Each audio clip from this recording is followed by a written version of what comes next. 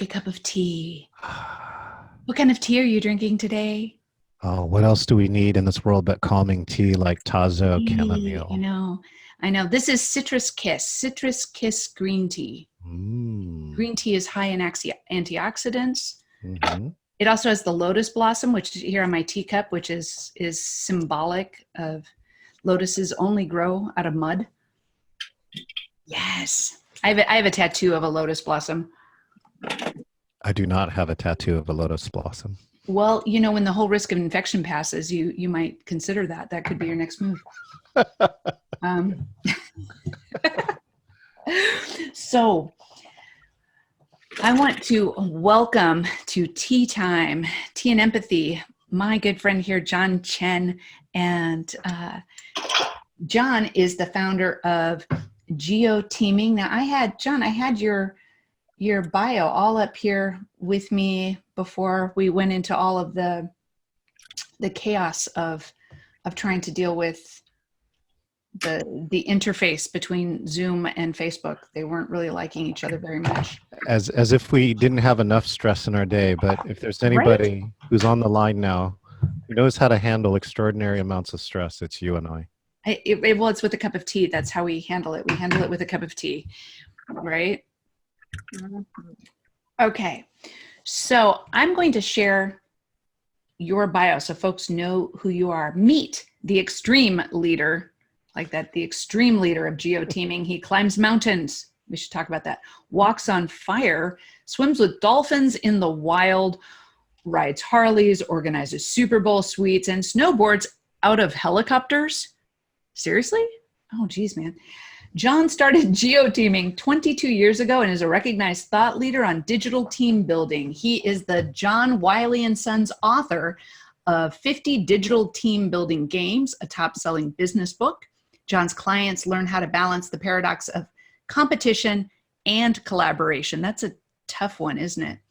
And then I get sidetracked there. His work has earned him multiple awards. More than 200,000 clients across the United States and in countries including Spain, France, and Taiwan have experienced breakthrough results. When you meet John, he will help you and your team experience a life-changing adventure. With every big risk comes a hidden reward. It may not be what you think it is. It may be better, in the words of John Chen. And John gave me the fantastic closing line, which we'll hear at the end. Thanks to John. Oh, she's going to cliffhanger you. That's so great. I know, it's cliffhanger. Is the big kid, John, the big kid. I am so excited because, John, earlier today, I was talking with my son, Alex. We were talking about young people and how he was doing with being at home. There's a lot of young folks that are having a hard time being home. And he was saying that one of the things as a kid who's really into gaming, electronic gaming, it's a little bit easier for him because he already has a pre-built community of people who he communicates and plays games with all over the place. But that, interestingly enough, as people are now cloistered, sequestered into their homes, and will very quickly run out of things to do, that this could be a really great time for people to come together and play more games together. At the same time, as my son and I were having this conversation, my husband is home telecommuting for the first time. Whoa. Right. And he is trying to help people all over Pierce County, all of the Pierce County Public Works and Utilities Department be able to telecommute. And they're trying to figure out how to work together using this virtual platform that none of them are used to doing. Right. But here you and I are actually pretty good at this kind of thing, and we're struggling with the technology today. Well, technology is like that. So imagine, Elisa, that all of us got transported to planet coronavirus, right? I thought we did. Isn't that So what instead of happened? Spain or France or, we all got transported to the planet called coronavirus. And some of us had prepared for the trip because we had visited coronavirus before, coronavirus land, right? But Hmm. some of us who have never been here, it's confusing and bewildering. And even those of us who had some certainty, but we've only been there a few times, when one of our things doesn't work, you know, it leads me to the saying I've really, really had around this, which is I really believe the businesses and people who thrive are those who can adapt the fastest. I think that's Hmm. probably the most important belief I have in the past 3 weeks for myself. So, I I totally, absolutely agree. Um, I I think we're going to have to adapt. I think countries have to adapt. Our communities have to adapt. Everyone is being forced into this. In fact, tomorrow, Bill Stainton and I will be talking specifically about innovation. And so that was a little plug in of what's happening tomorrow. Um, Earlier, as I told you, I was talking with my son, Alex. He was telling me cool things about this 85-year-old grandma who is, yeah, this 85-year-old woman who I can't remember the gaming platform, but she plays this game online and started it, I guess, to hang out and play with her grandkids. And now she is a trendsetter, and all of these people in their 20s love to hang out and play this game with this 85-year-old woman. Isn't that amazing? I mean, oh, I talk about love it. some cross-generational opportunities. Um, and I I think is Italy. I've heard coming out of Italy, one of the things that I've read is they were saying a big part of the reason they've gotten into so much difficulty is because young healthy people, it's really hard to keep young healthy people at home. Especially the Italians. Well, especially Italians, right? So, Especially young healthy Italians, right? yeah, let me go back to that though. I mean, one of the things that you said here is around gaming, and that people are connecting, and like actually that's actually one of the fastest growing audiences is middle-aged to older women, right? Especially in casual gaming. And it's actually a psychographic and a demographic that is really changing around that. Elisa and I met when she was the president for the National Speakers Association. And if you want to talk about innovation, right, Lisa was one that was willing to try a new program for further engagement with her speakers, right? And it's so fun. It didn't quite turn out the way we thought it would, but what we did do is adapt with that. And I think, it's funny that we actually got to work on video skills of all things with with your group, the National Speakers Association, and now that's even more critical as speakers, right? To think about camera angles and lighting and on all sorts of other things like that. Right. But that's something I do specialize in, which is gamification. We've been doing gamification now for over 23 years. I mean, in team building, we're always using initiatives, which are basically small games in disguise. But the key is that they're facilitated, and that's how you can create change with it. So gaming is one of the key aspects, I think, of gaining engagement here online. Like we can even start a short version of gaming. So those of you who are live with us, why don't you go ahead and if you can chat something like either your LinkedIn profile or your business website. We would love to, that's something that you feel comfortable sharing. So, and that's how we know that, Lisa, while a lot of people have turned their cameras off today, we can actually find out if our audience is engaged or not. So, Right. Oh, see, so we have uh, for our participating attendees down at the bottom, you should see a chat window, a little speech bubble, and it says chat. You can just click on that. It'll pull up a little chat window. You can chat to all the panelists. That would be me and John, or just to one of us. And type anything that you like. You can also speak up at any time and just ask a question. You can, under panelists here, there we go. Yeah. Becca says, I don't have an interesting online profile, just Facebook. Well, Becca, actually, if you don't mind, post your link to Facebook. And if all else fails, right, post a link to a cat.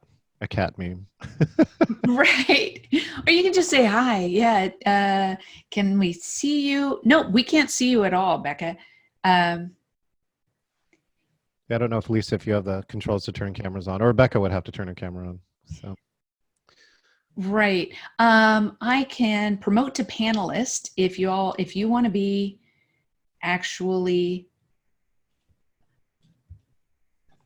who wants to be visible. If you want to be visible, I can make that happen. Lisa has an amazing piece of technology here, which is the large scale webinar version of Zoom. Right, right. I have the fancy version here, which enables all sorts of tools, and we can allow. You have clothes on, Becca. That's well, that's good. That's This is something though, at least I've been talking to people, it's like, especially if you're foreign to the, this world known as coronavirusville or Zoom land, that you got to care about these things. You should prepare to be on camera. It's a huge advantage to be able to see the body language of other people. And so, instead of, there we go. Hi, Becca. So instead hey. of being in your sweats, that you can actually, if you get ready to be on camera, just like everything else, I think one, too, it helps bring some normalcy. But number two is that it helps your personal brand while being online. So that's a small tip I've been giving quite a few people. Right, right. And who else? Anybody else want to be actually visible, like a face-to-face conversation? This is what I like about the opportunity to use the Zoom platform as opposed to just the Facebook Live, because Facebook Live, you're passive, you're watching it, you can hit the emoji things, you can type comments, but you're not actually communicating, like except by chat is probably the only vehicle that you have. Right. Which can be difficult while we're also at the same time having the advantages for it though is that the live platform is definitely hits a lot of people's feeds. People can engage when they haven't planned to do so, and again, they can interact. You see a lot of people drop in and drop out. Even a conversation, actually, Catherine I see is on here too. We had 400 or 500 extra views beyond the people that were in the conversation. So there are some advantages for the ability to go live. They're just different. Right. Exactly. That's the thing. That's why I was trying to do both. But even when I try it just now, the technology is not allowing me to do that, unfortunately. So Lisa, this is called Tea and Empathy. It is. Have you talked to some of the people who are like not tech savvy, who haven't been in this land before? I guess your husband would be a great example. I mean, do you have empathy? Do you have some empathy for those people where this land is really, really foreign? Yes, yes. Well, I do. I do absolutely, because I didn't know anything about Zoom or how to do any of this for a long time. It was just not what I did. But then once I got on the board of National Speakers Association, the Northwest chapter there, we hold all of our board meetings are held by Zoom. Wow. Because we come from so far away that for us to have physical board meetings in person is too much of a challenge. So we've been doing this for years. Yeah, do you remember when traffic was a challenge? I know. And Kim's multitasking. She's cleaning church nursery toys while drinking tea and listening. I like it. It's multitasking. Very cool.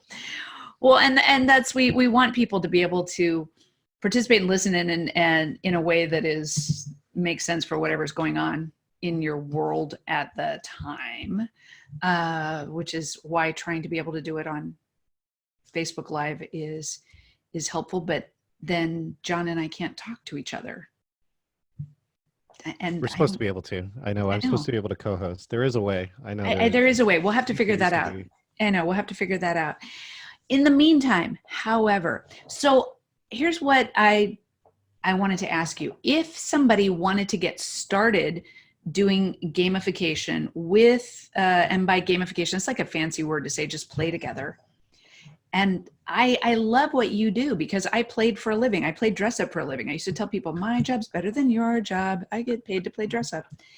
And so if people wanted to get started with that in their professional environment, first Yeah. of all, and here they are, everybody's, split apart. Most people are not working in a physical space anymore. How would they do that? Well, I can invite everybody, and I'd love to actually have you on, Elisa. I don't know if you've Yeah. actually participated yet. I'm in response to this. I have been doing this now for over 20 years. I did author a book, this one over here, Mhm. called 50 Digital Team Building Games, and so we've been experimenting with this idea and in the early days, 20 years ago, and then put it into practice. I mean, last year I was able to do things like run a simultaneous team building program in 4 different states in 3 different time zones. And you can't learn without getting the experience for this. So the offer is I put a link here. It's geoteaming.com/project/virtual dash team dash building. Mhm. But you can get the link, and I know Elisa will share it afterwards. Um, Absolutely. and and I have now I have 8 1-hour sessions left. They're every day at noon, and it really gives you an example to how to use this environment. It could be any video conferencing environment. We just happen to use Zoom, and you get a chance to learn some best practices about how to manage a team online. Mhm. A conversation with 8 to 12. You got the practice by working with the board, right? And I Yeah. think that the things that I teach there are things that you discovered on your board. That's the easiest way. And then there are multiple other ways. When you have a audience that is like the one you described, their arms crossed and resistant. Sometimes you have to start with something very small or something that is teaching them something that's going to be valuable to them, and they Mhm. get it along the way. So I'm really curious. Like one of the tips I have has 4 steps, and one of them is called rhythm. And I want to see for you, Elisa, did you find that your board developed a rhythm for meeting online? Well, because it was meetings, we had an agenda, but so can you talk a little more of what you mean by a rhythm? Yeah, so the example I give is during one of my early programs, we actually were doing training hikes to Camp Muir on Mount Rainier. And the first time we did it, it took us 14 hours, right? Because people The didn't hike show to up at Camp the right time. Muir? Yeah, the hike to Muir, right? It doesn't take that long, No, it doesn't. I've been there. but it does take that long when you get 10 people to do it, because someone didn't show up and then someone didn't have the right gear, and then we'd have to balance stuff out, and while we were hiking someone had to stop because they were too hot, they were too cold, you know what I mean? And so, but by the time we were done, we had did it 4 or 5 more times. By the last time we did it, we completed the same trip in 5 hours. Oh, okay. And that's what I That's mean by some rhythm, because hustle. now everyone knew to show up on the time, because basically if you're late, the other 9 people are waiting for you, that you were prepared, that we hiked for a certain amount of time, that we had breaks at a certain amount of time, right? And Mhm. that the group had built this rhythm. And so if they knew what was coming and knew what to expect, that the odds were much higher for us to be perform as a high performing team in a short amount of time. So that's what I'm kind of curious. Did the board develop some kind of rhythm, things that they started to do over and over, even though they're meeting about different topics? Mm. Well, yes, for one thing, we are all in this digital space having our meetings where we have cameras, we have microphones, and just like now people are unmuted, can talk whenever they want. But we developed the rhythm of of recognizing that the meeting could be 4 hours long Ooh, if we that's a long didn't. meeting. Well, because we're speakers, we like to talk. Oh, that's So true. if we if if we didn't allow whose ever time it was, to allow them to have their time, Yes. and then move on. So you didn't cut people. I mean, that's kind of one of the rhythms too, is that you learn to allocate more time, and that when somebody's talking, that you'd really pay attention, especially so they don't have to say it twice. Heaven forbid a speaker say it twice. Right, right. Well, and I can see where for people trying to work or just communicate with anybody in a virtual space, there are so many distractions. You can multitask while doing this. So it's really easy to not actually listen. Yep. I do this. We have FaceTime calls with my youngest daughter Yeah. because she's away at college. And even though school is shut down, it's not safe for her to come home. Well, it's safe for her. It's not safe for me is the problem if she comes home. So she's not bringing not any bugs that aren't already known to our household into our household. So that means that she and I have long Facebook, or not Facebook, but FaceTime conversations on the phone, right? But it is so easy, especially on a phone call, without the video portion, on just a phone call, it's really easy to do a lot of other things at the same time and not really actually sit down. How often do we do that? We have a phone call with people, but because we're not seeing them, we don't look at them, we're not giving them the same kind of attention we would if they were sitting in our living room. If you're face to face, if you're actually face to face, right?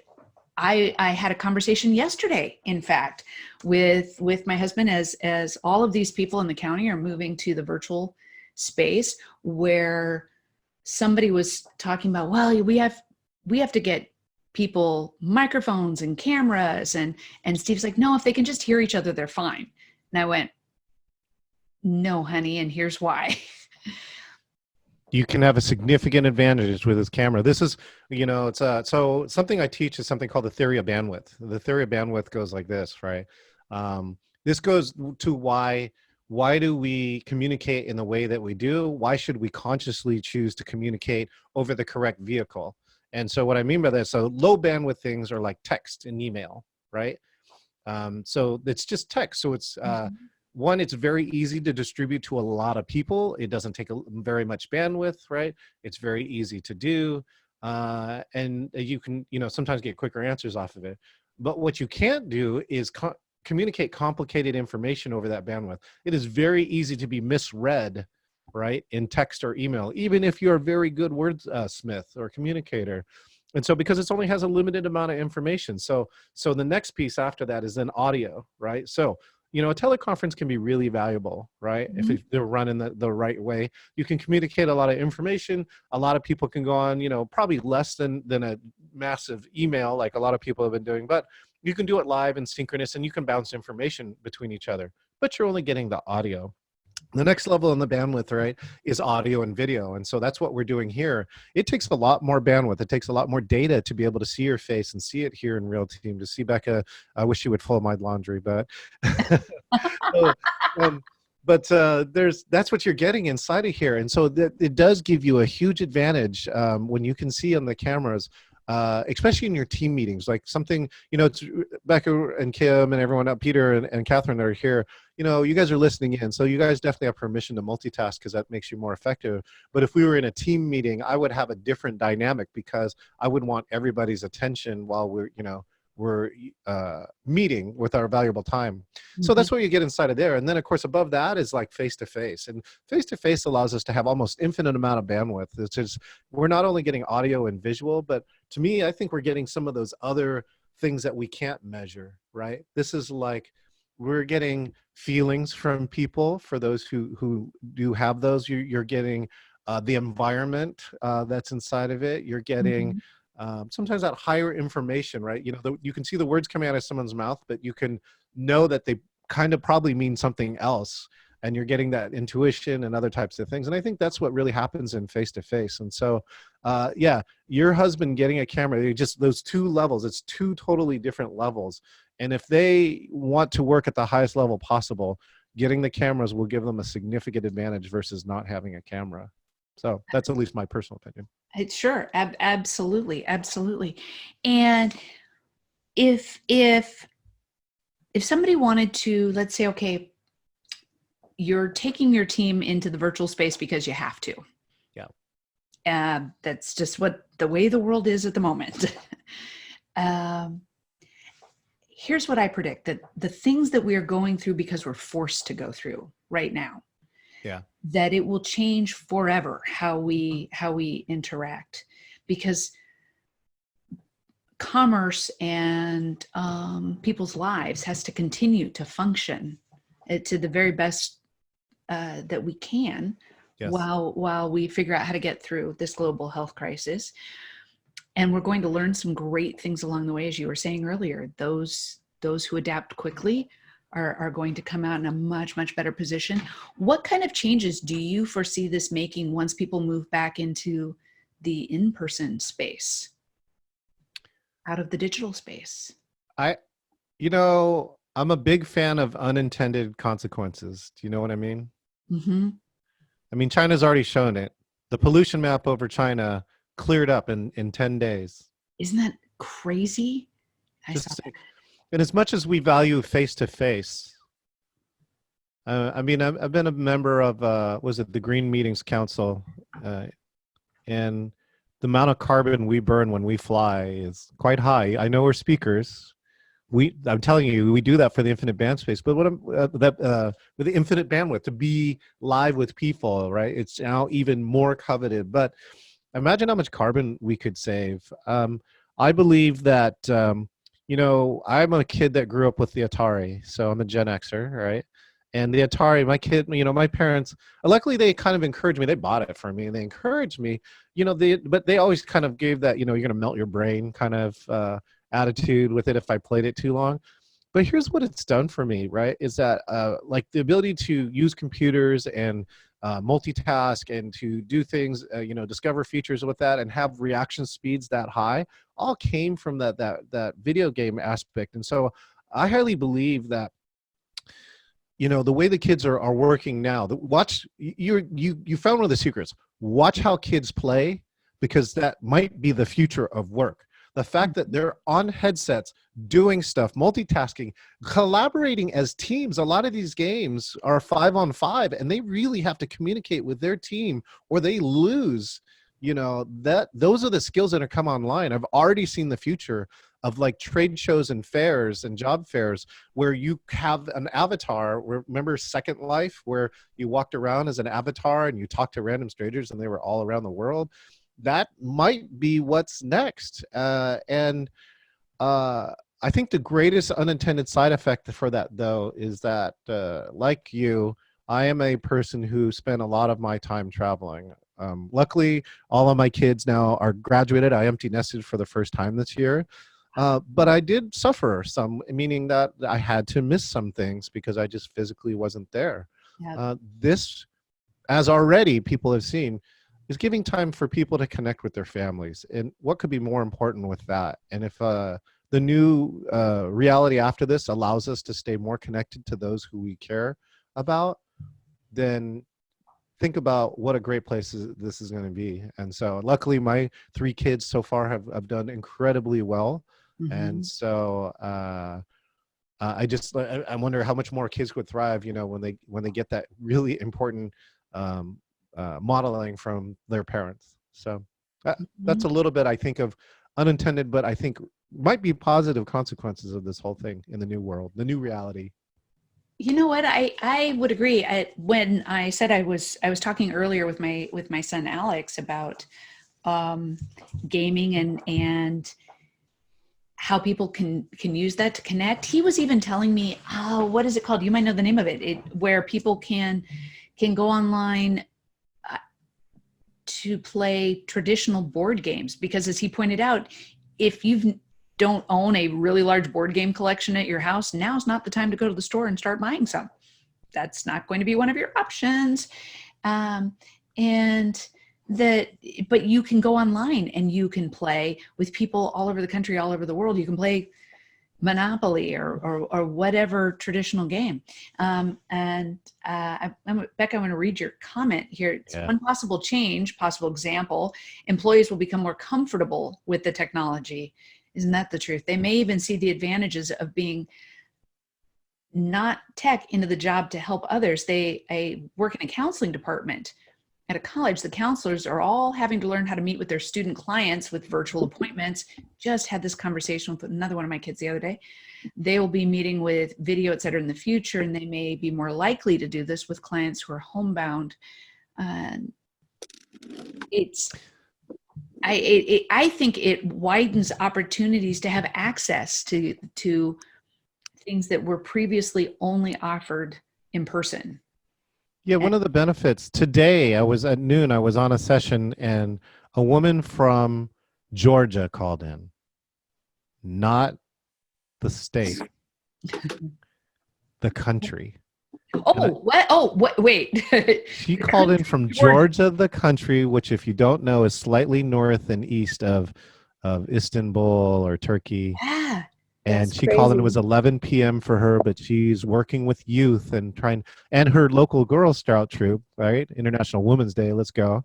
And she was calling in to get this help. And like in the old world, without this technology, that would have not been possible. But now she got a chance to be connected, and she is going to bring these items and show how, even though their country is closed down, is Right. how they can still be a troop, how they can still be valuable, how they can still, help the youth around there even more, but using these vehicles. And so, yeah, playing the games, actually, this is something interesting I think I learned. Our very good friend Ana Liata is a generational specialist, and she's the one who taught me that around the millennials, that one of the primary needs for millennial those is connection. And I saw it. I ran a team building program for Washington DECA, which is a DECA. It's a high school program, and one of the leaders of the group told me that when the lights out hit at 10 o'clock, all the kids go to their room, and they're in a gigantic hotel, but of course they don't want kids running around the hotel that like crazy, so they're trying to do that.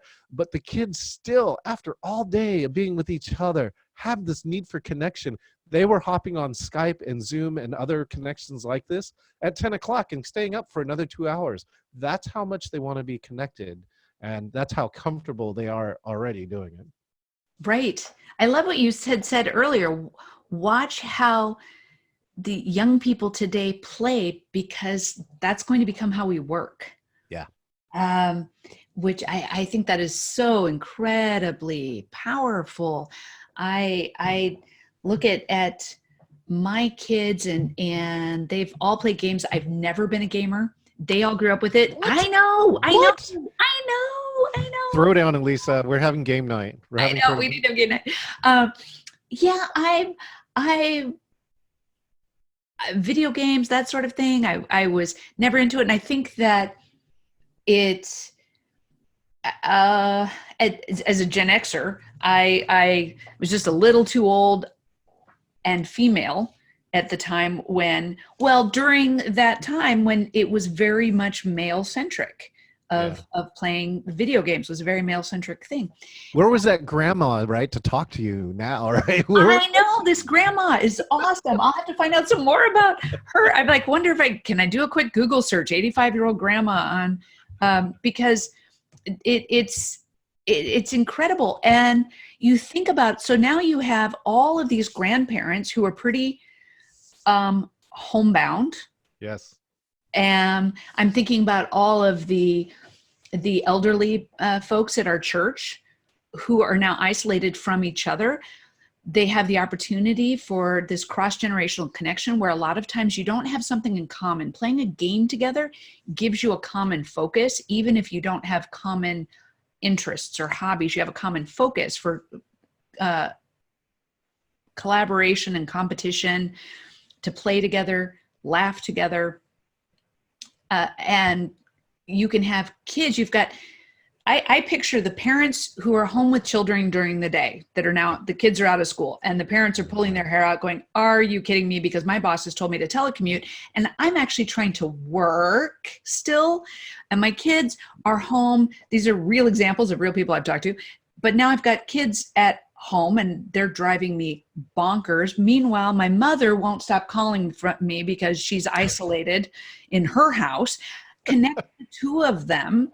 The grandma gets to learn about some technology, grandma or grandpa or whatever, and they get to talk to the kids. Even if you start by initially just connecting them over a platform like Zoom, which is very easy. Zoom is a super easy platform. Yeah. And then move them into a virtual gaming space. Were you Googling 85-year-old grandmother plays games? Bam. I looked at you and I thought, he looks like he's Googling that up. Her name is Shirley Curry. She's 82 years old. Her gamer tag is Skyrim Grandma. Isn't that awesome? Oh my gosh. Grandma Grandma made that big of a splash in the world of Skyrim that gamers made a petition to see her immortalized in the Elder Scrolls 6 as an NPC, which is a unique character or location. So they actually did it. Oh my gosh. This is hilarious. Okay, I'm going to put this link right I'll here put it in. Yeah. to a YouTube And video. Um, and Becca put in here too. Yeah, I feel like all the games are too violent. It's true. It's something I thought about today in order to connect with my 24-year-old who is bored in 2 hours from me, but I assume she is playing games I won't like. Oh, well, that's a big assumption, Becca. But here, I will actually recommend a game. I'm assuming, Becca, that you like card games, right? So they're slower paced. They're not. We as now slightly older people, whatever you want to call us, the Gen Xers, right, have a total disadvantage in most of the games because they're so fast. They're based on our reaction time. But I can tell you, there is a game that I personally have played. I actually played because my kids got into it, and it's a card based game. It's called Hearthstone. Hearthstone, and it's a card-based game, and you can get 2 accounts, and then when you're friendly, you can challenge each other. And if you stick to the basic decks, right, like if you make the other person make a deck, or you actually battle with the exact same deck, then there's no advantage to one person just because they've been playing for so long or that they've had it. But it does teach all the other key things around strategy. You have, like, I think 60 seconds to make a turn. There's lots of things to actually consider. And I've played the game. Sometimes you get into these really high pressure situations where, I like to think about it, but then eventually you run out of time. So you have to do something. But it's really fun. And a lot of gamers do it. If you run it at the same time as like a Skype window, then you can have the game in one window and you could be talking to the other person. And it's fun and it's educational. Like, to be honest, I don't know if it's a good thing, but I taught my kids how to play poker, right? And oh, we did that. We taught our kids how yeah, to play Texas Hold'em as a family. the Texas Hold'em, first off, is around math and games and strategy and all sorts of other things. But then it gets onto the human element, right? The poker part, which is like, is that person lying? Is that person telling the truth? Can I tell tells? And so actually this has gone really far. So there are two games that really have immense stories around, which I feel like games for me as a parent were one of the best ways to teach my kids. So one of them was oh geez, I gotta make sure. Oh, one of them is Settlers of Catan. So Settlers of Catan is a trading game, right? Where basically any trade is valid as long as you're not just giving something for free. And for those who have played the game, my kids invented sheep options. Sheep options. Yeah, sheep options. So you trade resources like sheep and hay and wood and brick and coal to build stuff. And they came across the concept, which is, if you give me a card now, I'll give you an option for 2 cards later. And they learned the value of time value, right? The immediacy of getting a card now was worth getting 2 or 3 resources later, right? And then we would argue, like, do I get the choice or do I randomly pick it, right? So they learned all these value-based things. In fact, the game was so great that 2 years ago, they came back for a holidays, and it's our tradition to usually have a big meal and we play. They recognized that I was clearly going to win. And then the 3 of them talked to each other, and I wrote a blog post about it, and it says, when you win by losing, because the 3 of them recognized I was going to win, collaborated together, successfully blocked me, and got another one to win. That's when you know you taught your kids right. Right? That is so cool. I love that story. That is Yeah. awesome.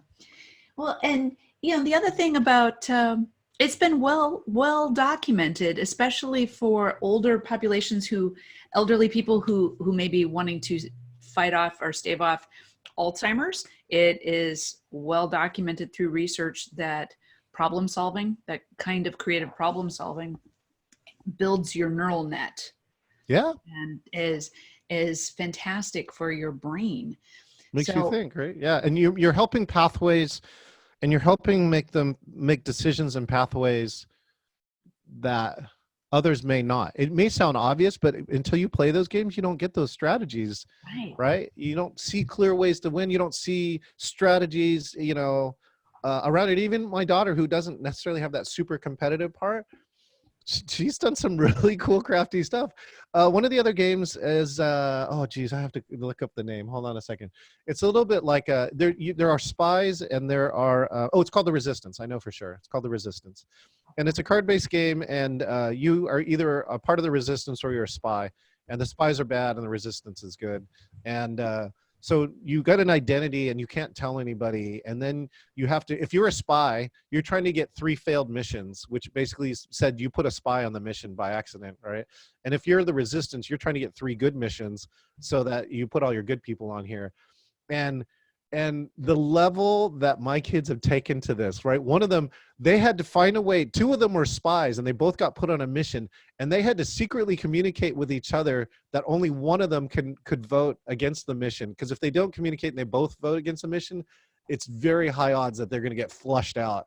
And so they built all these like funny, weird communication things to do that, and they actually successfully won the game in that case by hiding themselves. And so same things. I mean, these are real world skills that they can use later in business. Absolutely. And they build relationships. My kids have stayed in constant contact with friends who've moved away, especially as you know, we both have kids about the same age. They you graduate from high school and people go different directions.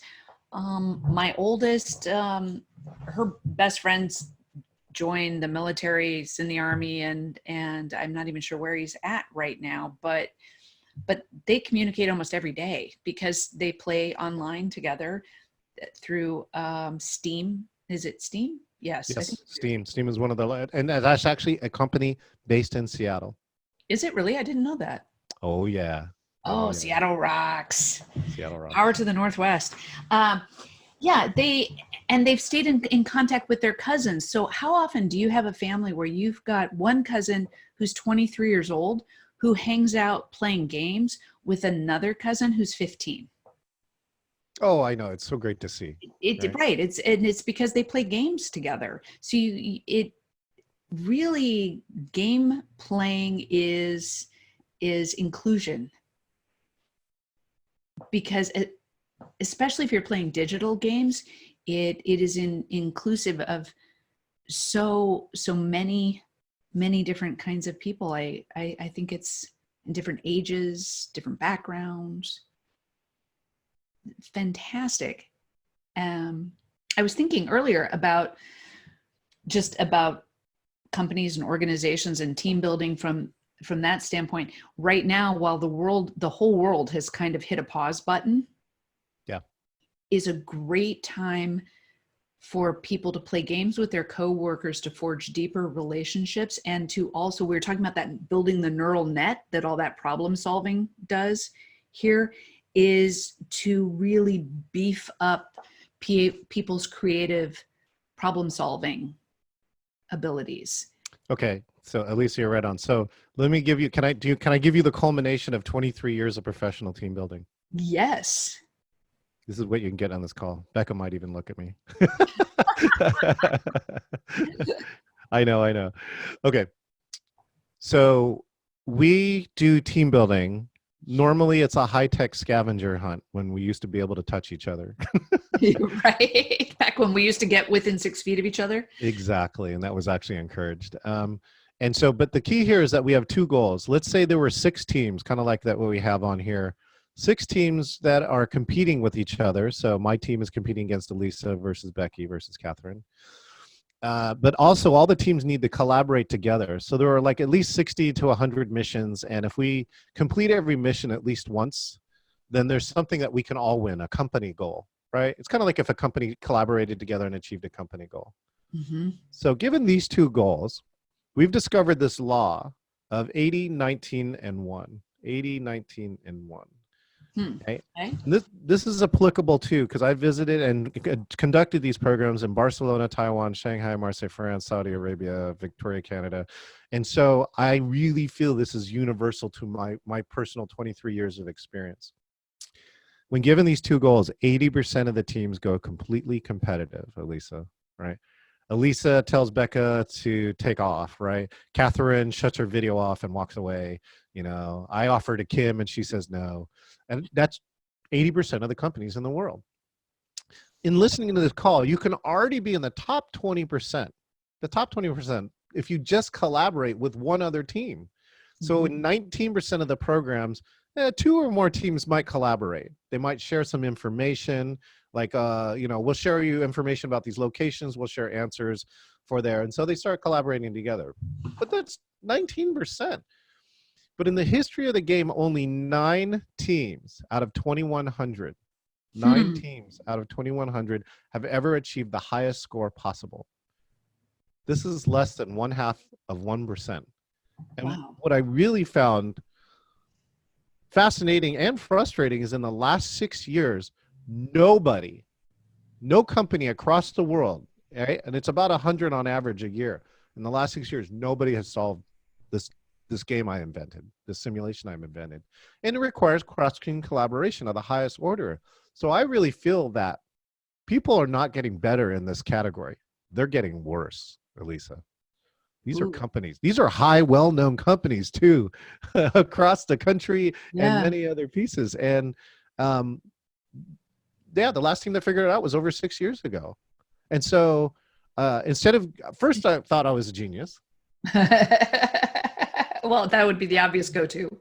And then I got frustrated going, man, well, nobody's getting it. So I've actually developed a year-long coaching program called Team OS for Team Operating System. We actually run GoPro cameras on the teams. We video analyze. We'll tell you exactly what you're doing great, and we'll tell you what you need help with. And then we custom design a coaching program. At the end of the year, you should be able to replay this game, and you should be able to be one of the top 1%. And so, but look at this opportunity. If we could do this online, if we could actually coach a team online while you're hanging out and you got a little extra time, imagine that when you return to face-to-face work, that you are a top 1% team, and imagine what you could do as you come out. The race car analogy, you got to go slow to go fast. When, you go slower through the turn so you can accelerate and come out at a faster speed. And now that faster speed wins you races through the straightaway because you're going faster than other people. Wow. There we go. Very cool. Very, very cool. I love that. Why do you think people have gotten worse in the last 6 years? God, it's kind of like this coronavirus, man. We got lazy. If you're making profit and you're okay, I mean, nobody ever feels like you have to do anything, right? Yeah. Like our weight or other, goals like that. But as soon as something happens, right, you get take away all that face-to-face and you suddenly realize, how much revenue were you making? Or was your revenue based on a model that is not sustainable or flexible or adaptable? So when you're lazy, you don't want to change. But now everybody, the greatest advantage of this whole thing is people who know how to change quickly have a huge advantage. Same thing about adapting. So same message.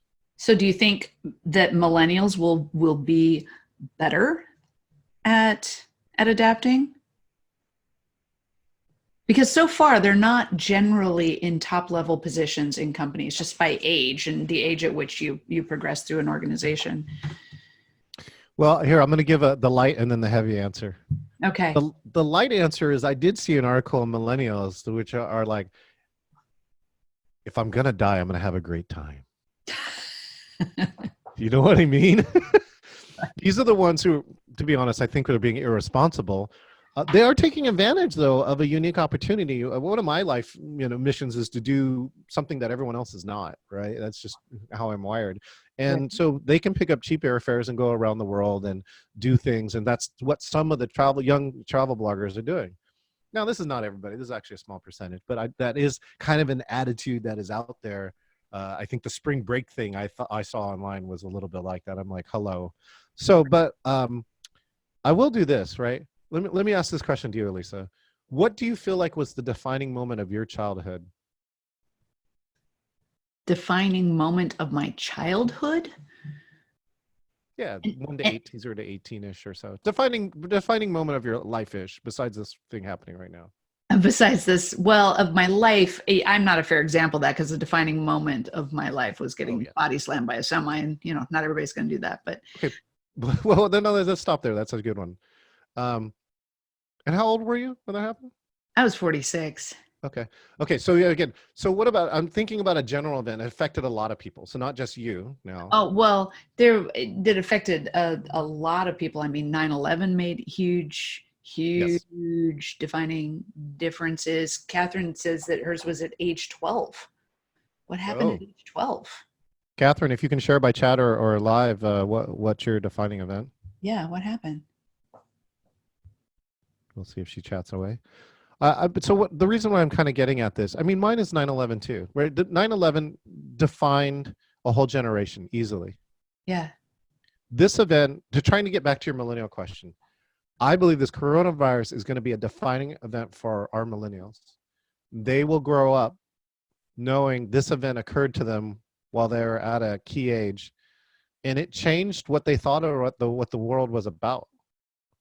And what, you know, I don't know what it means yet, but I do believe this will be that defining moment, and that like I said, I think it's an opportunity. If you are a parent and you have a millennial child, right? I think that's a key piece. Catherine says she's off mute now. Yeah, go. Hi guys. Hi. Um, I I love sharing my story actually from when I was 12 years old. It was key in my life because I grew up in a family. We had a lot of kids. We were really poor, and I was very insecure. And we had moved quite a bit. And at the age of 12, my parents were separated, and my mom decided with 8 kids that she was going to go back to college. So although we moved a lot, it was kind of within a general distance. But with this move, this was our furthest move, and I was far away from all of my friends, which I absolutely hated. And being shy and insecure, that's really uncomfortable to leave your friends and be in a whole new place. So I just, I was at our lunch break, my first day of 7th grade in this whole new place. I didn't know a single person around, and I was just watching all the other kids having fun and running around, and you know, they had their friends that they knew from previous years. They spent summertime with them, whatever, and I envied it. And it was pretty important to me because I had this realization that I have a choice, and I can either stand here and envy everybody, I can be miserable and just have a terrible lunch, a terrible year possibly, or I can do something uncomfortable and go find someone to meet. And that year was a very pivotal year because I chose the latter. I chose to go meet somebody and ended up with just a whole slew of friends, and ended up just becoming the kind of person that I was friends with just about anybody.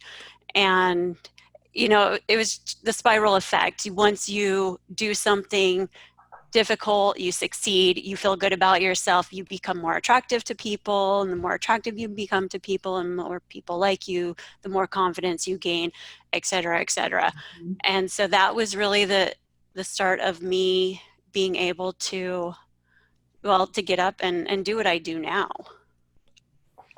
That's fantastic.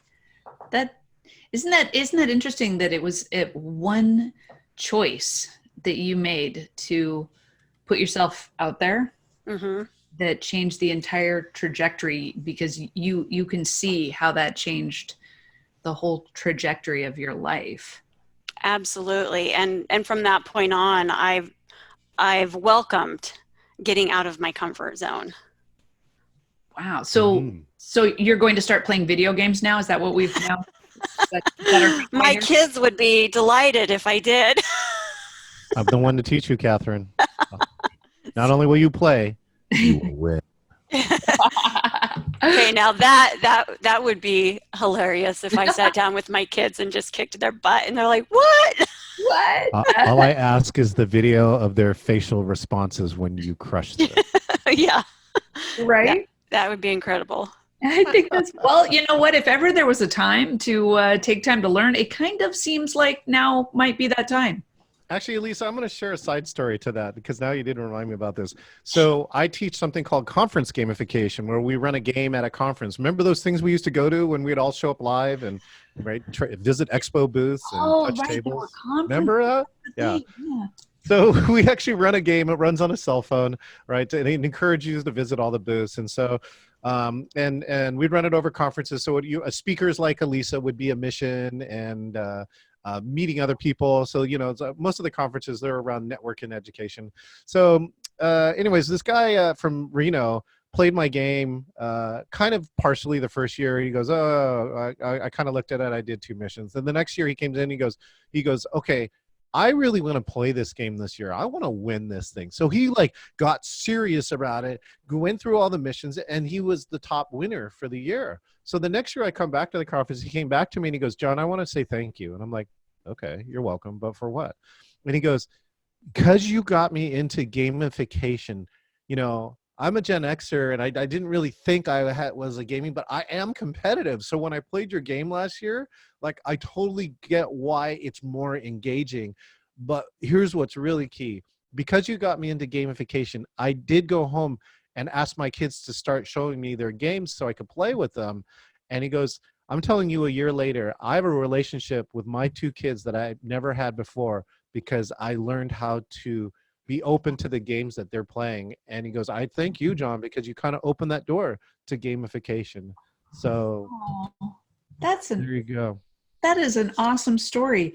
You know what? I think that's a great place right there for us to bring things to a close, to wrap it up, because that is the very best thing. One of the things that I, not to be morbid or anything, but on a serious note, that I have thought about as a person who is at very high risk if COVID-19 made into my house. That's not a good thing for me because I take immunosuppressive medications because of a kidney transplant. Do I want to spend that time hanging out, playing with my family, to spend the time that I have now talking with my family, engaging with them, just being interested in what they're interested in? Or do I want to spend that time just nervously reading the news and getting stressed out? And of course, I came to the conclusion that it is far better to spend that time playing with your kids and connecting grandma with your kids, that sort of thing.